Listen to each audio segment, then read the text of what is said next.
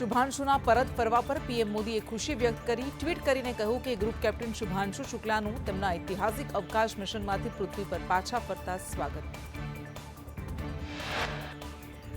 Samosa જલેબીના stall પર health label લગાવવાની વાત પીઆઈબીએ નકારી। પીઆઈબીએ કહ્યું કેન્દ્રીય આરોગ્ય મંત્રાલયે સમોસા જલેબી કે લાડુ જેવા પરંપરાગત ભારતીય ખાદ્ય પદાર્થો વિરુદ્ધ કોઈ એલર્ટ જાહેર નથી કર્યું।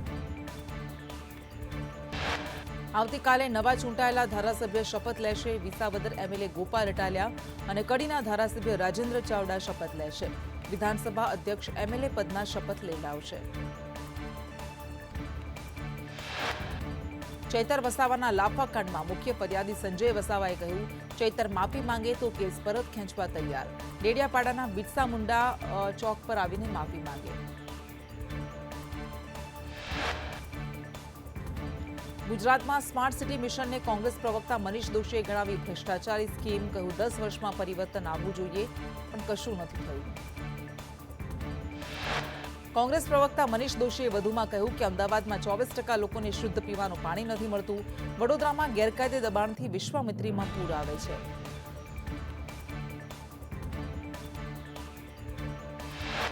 ગાંધીનગરમાં ક્ષત્રિય આગેવાનોની મંત્રી ઋષિકેશ પટેલ અને હર્ષ સંઘવી સાથે બેઠક। ક્ષત્રિય સમાજના પ્રશ્નો અને પદ્માવત ફિલ્મ સમયે થયેલા મુદ્દાઓને લઈને ચર્ચા।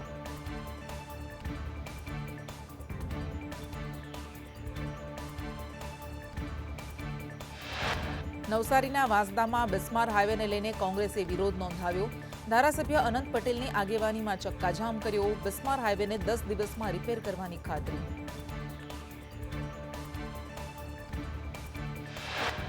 સુરત જિલ્લા કોંગ્રેસ દ્વારા વિરોધ પ્રદર્શન। વિવિધ મુદ્દાઓ અને ભ્રષ્ટાચારના આક્ષેપને લઈ પાલિકા ગેટ પાસે ધરણા પર બેસી રામધૂન બોલાવી। જિલ્લા કોંગ્રેસ પ્રમુખની આગેવાનીમાં વિરોધ પ્રદર્શન કરાયું। છોટાઉદેપુર જિલ્લામાં ખુલ્લેઆમ દારૂ વેચાણ અંગે કોંગ્રેસના કાર્યકરો અને પીઆઈ વચ્ચે ઉગ્ર બોલાચાલી। કવાંટમાં ખુલ્લેઆમ દારૂની હેરાફેરી થતી હોવાના આક્ષેપ। ગુજરાત યુનિવર્સિટી કેન્ટીનમાં એનએસયુઆઈનો વિરોધ। કેન્ટીનમાં થતી ગંદકીના વિરોધમાં એનએસયુઆઈના કાર્યકરોએ કેન્ટીનની તાળાબંધી કરી। કેન્ટીનમાં સ્વચ્છતાનો અભાવ જોવા મળ્યો। ખુલ્લા ગંદા વાસણો, ભોજન પર માખીઓ જોવા મળી।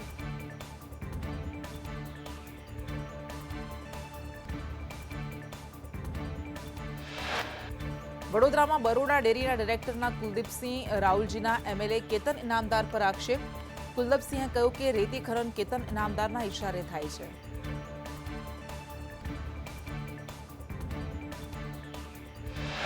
કુલદીપસિંહે કહ્યું સરકારને દબાવવા માટે રાજીનામાનું પ્રેશર કરે છે। કેતન ઇનામદારને મારાથી તકલીફ હોય તો સીધી વાત કરે, વાયા વાયા લડવાની જરૂર નથી।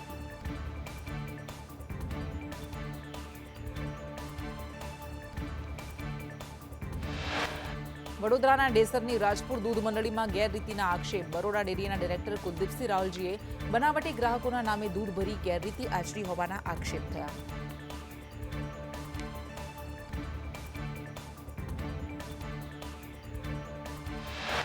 ગેરરીતિના આક્ષેપ પર કુલદીપસિંહે કહ્યું વર્ષ 2020 સુધી કેતન ઇનામદારને ડેરીમાં ભ્રષ્ટાચાર ન દેખાયો।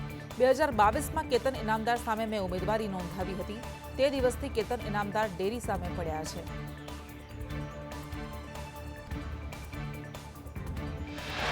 બરોડા ડેરીના ડિરેક્ટરની ચેલેન્જ બાદ ડેસર એપીએમસીના પૂર્વ ચેરમેન રાજેશ પટેલે આક્ષેપ કરતા કહ્યું કુલદીપસિંહ દૂધ મંડળીમાં બોગસ મતદાન કરાવતા। તેમના કહેવાથી મેં પોતે બોગસ મતદાન કર્યું હતું। હું પોતે પણ બોગસ મતદાનનો ગુનેગાર છું।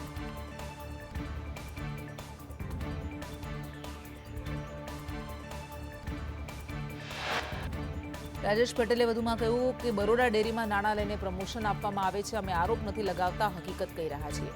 રાજદીપસિંહને ફ્રન્ટર શબ્દ કહેવો એ નિમ્ન ભાષા છે।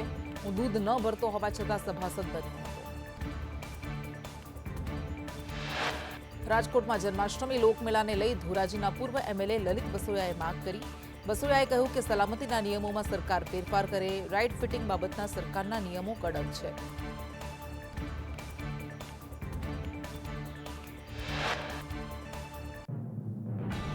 સાધારણ સભા બાદ વધઘટનો નફો ચૂકવવામાં આવશે। સાબર ડેરી ચેરમેને આ જાહેરાત કરી। પશુપાલકો દ્વારા કરવામાં આવેલા આંદોલન બાદ લેવાયો મહત્વપૂર્ણ નિર્ણય।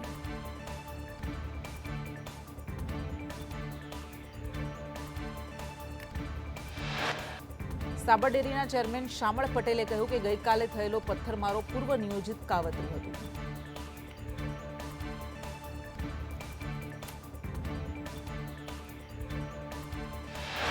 સાબરકાંઠામાં આંદોલન બાદ પશુપાલક અશોક ચૌધરીનું મોત.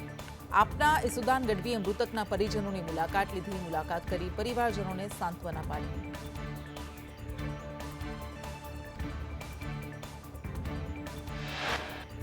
સાબર ડેરીમાં ભાવફેરને લઈને થયેલ ઘર્ષણને લઈ તપાસ માટે એફએસએલ ટીમ સાબર ડેરી પહોંચી. ડેરીમાં થયેલ નુકસાનની એફએસએલ દ્વારા તપાસ.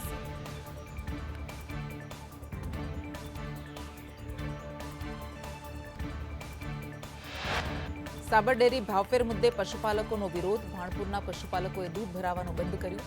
દૂધના વાર્ષિક ભાવફેરને લઈ પશુપાલકોમાં નારાજગી.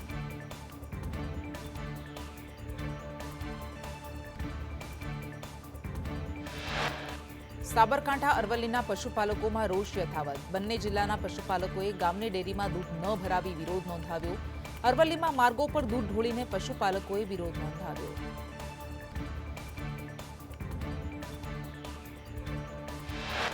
રાજ્યમાં ખરાબ રોડ રસ્તા મુદ્દે હાઈકોર્ટ આકરા પાણીએ કહ્યું, જવાબદાર અધિકારીઓ સામે પગલાં લો.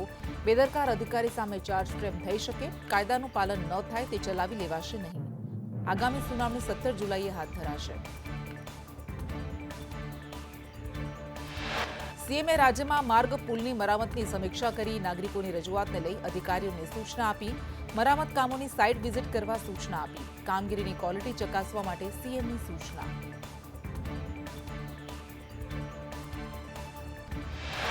જૂનાગઢના આજક ગામે આત્રોલી કેશોદ જતા રોડ પરનો પુલ તૂટ્યો. પુલ પર ઉભેલા લોકો નદીમાં ખાબક્યા. પુલનો સ્લેબ પડતા હિટાચી મશીન નદીમાં ખાબક્યું. જૂનાગઢના આજક ગામે પુલ તૂટ્યો. પુલ તૂટવા પર માર્ગ મકાન વિભાગની સ્પષ્ટતા. બ્રિજ નબળા બાંધકામથી નથી તૂટ્યા. જૂનો પુલ ઉતારવાની કામગીરી ચાલુ હતી. આણંદના ઉમરેઠમાં જર્જરિત બ્રિજ બંધ કરાયો. રતનપુરા પાસેનો મહી કેનાલ પરનો બ્રિજ બંધ. રતનપુરા, દાગજીપુરા, ખાનકુવા, ભાલેજ, આણંદ જવાનો રસ્તો બંધ થયો. રોડ અને રસ્તાની કામગીરીને લઈને સરકાર એક્શનમાં. સમય મર્યાદામાં કામ ન કરનાર અને નબળી ગુણવત્તાના રોડ બનાવનાર એજન્સીઓની નોટિસ. જામનગર, ભાવનગર, જૂનાગઢ મનપાએ નોટિસ ફટકારી. રાજકોટ જેતપુર હાઈવે પર ટ્રાફિક સમસ્યા મુદ્દે નેશનલ હાઈવેનું રાજકોટ કલેક્ટરે નિરીક્ષણ કર્યું. એનએચએઆઈના અધિકારીઓને સાથે રાખી કલેક્ટરે હાઈવેનું નિરીક્ષણ કર્યું.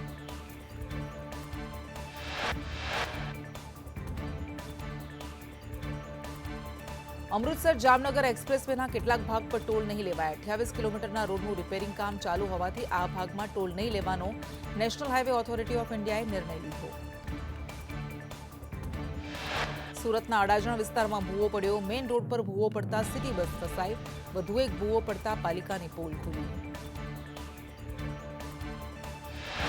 ગાંધીનગર મહાનગરપાલિકા હવે જાહેર સભા કે કાર્યક્રમમાં સ્ટ્રક્ચરલ ડોમ માટે ચાર્જ લેશે.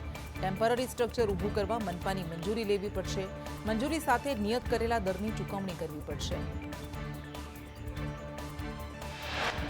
ગીર સોમનાથના ઉનામાં રજૂઆત કરનાર વિદ્યાર્થીનીઓને ડેપો મેનેજરે ખખડાવી. મેનેજરે વિદ્યાર્થીનીને કહ્યું, તું મોટી કલેક્ટર નથી, તારા મનમાં સમજે છે શું? નિયમિત બસ સેવા આપવા રસ્તા પર બેસી વિદ્યાર્થીનીઓએ ચક્કાજામ કર્યો. દાહોદમાં ખાનગી કંપનીમાં ઇન્ટરવ્યૂ માટે ભીડ ઉમટી. પરેલ 7 રસ્તા પાસે ઇન્ટરવ્યૂ માટે વિદ્યાર્થીની ભીડ જોવા મળી. વેલ્ડર, પેન્ટર અને હેલ્પર સહિતની વેકેન્સી માટે 160 વિદ્યાર્થીઓને ઇન્ટરવ્યૂ માટે બોલાવાયા.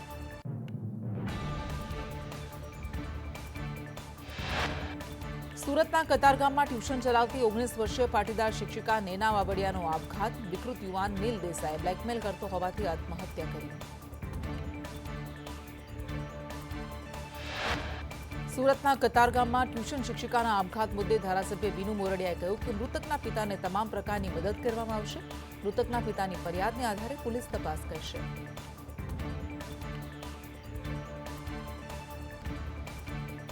નર્મદામાં આંગણવાડીની કાર્યકર બહેનોનો વિરોધ. ચૂંટણીમાં બીએલઓની કામગીરી સોંપાતા વિરોધ કર્યો. બીએલઓની કામગીરીમાંથી મુક્ત કરવા માટે આંગણવાડી કાર્યકર બહેનોએ રજૂઆત કરી.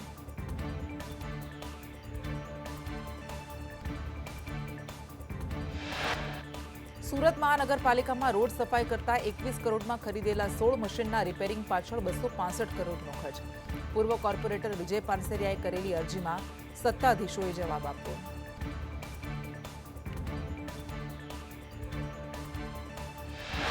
વડોદરાના શિનોરમાં સર્વ શિક્ષા અભિયાન સામે પ્રશ્ન ઉઠે તેવી વિગત સામે આવી. 5 ગામની પ્રાથમિક શાળાઓ એક શિક્ષકથી ચાલી રહી છે. ધોરણ 1 થી 5ની શાળામાં માત્ર એક જ શિક્ષક છે.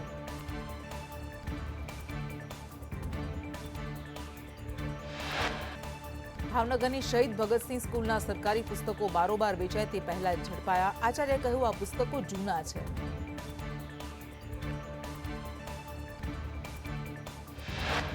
છોટાઉદેપુરમાં જ્ઞાન સહાયક નિમણૂક કરવા માંગ. સંખેડા એમએલએ શિક્ષણ મંત્રીને પત્ર લખી માંગ કરી. જિલ્લાની 1700 શાળાઓમાં નિમણૂક કરવા પત્ર.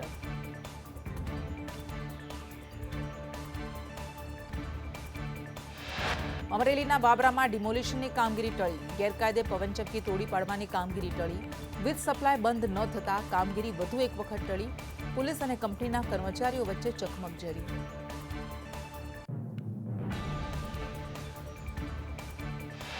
અમદાવાદના શેલામાં રહેણાંક બિલ્ડિંગમાં આગ લાગી. ઓર્ચિડ હેવન બિલ્ડિંગના 14મા માળે એસી યુનિટમાં લાગેલી આગ કાબૂમાં આવી. ફાયર વિભાગ દ્વારા આગ પર કાબૂ મેળવાયો.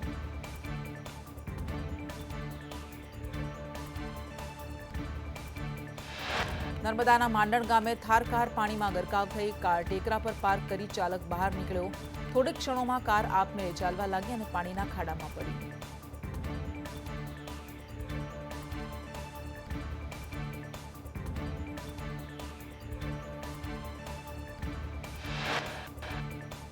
સુરેન્દ્રનગરના સાયલામાં ગેરકાયદે કાર્બોસેલ ખનન ઝડપાયું. કોલસાના 9 કુવા ખોદી કાળો કારોબાર ચાલતો હતો. 6 ટ્રેક્ટર, 1 ડમ્પર, ચરખીઓ સહિત મુદ્દામાલ જપ્ત કરાયો. સ્થાનિક તંત્રની રહેમનજર હેઠળ ખનીજ ચોરી કરાતી.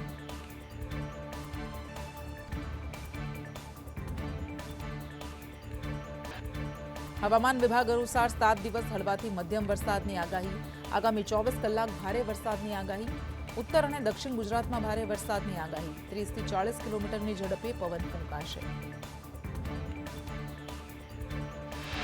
અંબાલાલ પટેલે રાજ્યમાં આજથી 2 દિવસ ભારે વરસાદની આગાહી કરી. ઉત્તર ગુજરાતમાં ભારે વરસાદ પડશે. ગુજરાત અને રાજસ્થાનને જોડતા વિસ્તારમાં ભારે વરસાદની શક્યતા.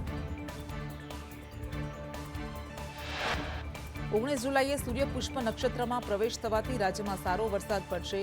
23 થી 27 જુલાઈમાં વધુ એક સિસ્ટમ સક્રિય થતા ઉત્તર અને પૂર્વ ગુજરાતમાં વરસાદ પડવાની સંભાવના. 1 ઓગસ્ટથી નવી વરસાદી સિસ્ટમ સક્રિય થશે, જેથી 6 થી 10 ઓગસ્ટ દક્ષિણ ગુજરાતમાં ભારે વરસાદ પડશે.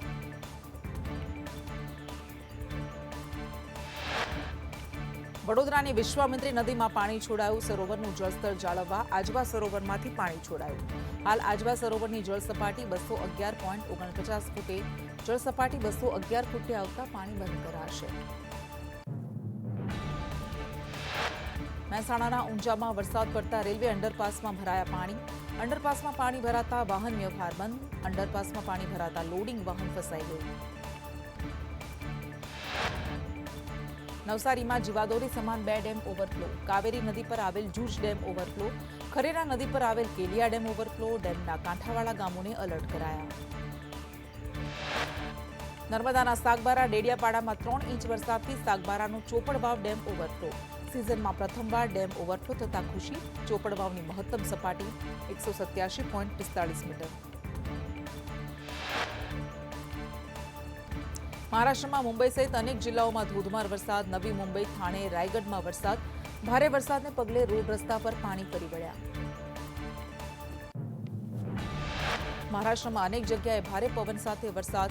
નવી મુંબઈના થાણેમાં કેટલાક ભાગોમાં ઝાપટા પડ્યા.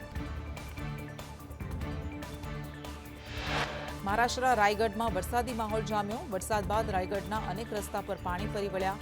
વાહન ચાલકો અને સ્થાનિકો મુશ્કેલીમાં મુકાયા.